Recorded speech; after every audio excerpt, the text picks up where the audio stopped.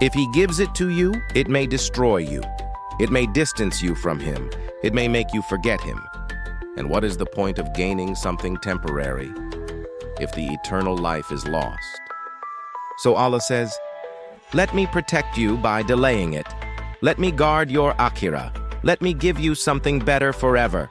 Look at those across the globe who have lost everything, homes, wealth, family, yet they still say, Alhamdulillah. They handed their affairs to Allah, and even through pain, their hearts are at peace. When you trust Allah, even in hardship, you will find a happiness inside your soul, beyond your smile, beyond the world. The Quran reminds us, human beings love what is in front of them, and they forget the eternal life to come. You chase wealth and status, but what will it do for you in the grave? When Allah gives you wealth, it is a test. When He gives you children, they are a test.